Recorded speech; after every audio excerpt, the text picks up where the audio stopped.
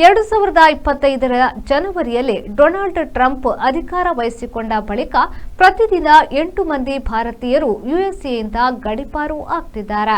America ಸಂಯುಕ್ತ ಸಂಸ್ಥಾನದ ಕಾಯಂ ವಾಸದ ಪ್ರಕ್ರಿಯೆ ಮತ್ತು ವೀಸಾ ಪ್ರಕ್ರಿಯೆಯು ತುಂಬಾ ಬಿಗುವಾಗುತ್ತಾ ಸಾಗಿದೆ.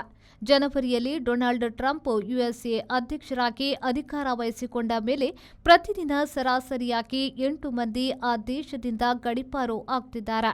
ಹಿಂದಿನ ಅಧ್ಯಕ್ಷ ಬೈಡನ್ ಅವರ ಕಾಲಾವಧಿಯಲ್ಲಿ ಸರಾಸರಿ ದಿನಕ್ಕೆ 3 ಭಾರತೀಯರು ಯುಎಸ್ಎಯಿಂದ ಗಡೀಪಾರು ಆಗುತ್ತಿದ್ರು.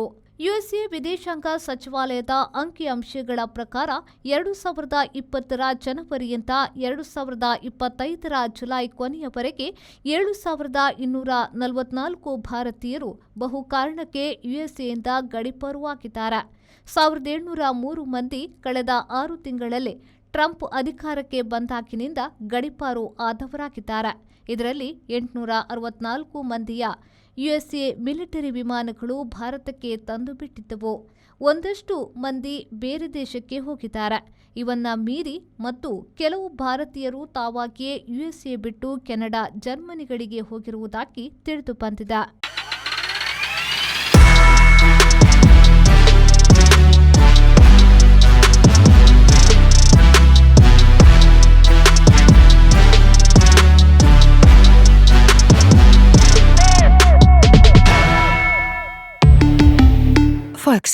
Volkswagen Mangalore, Airport Road, Yeyadi, Mangalore. Volkswagen.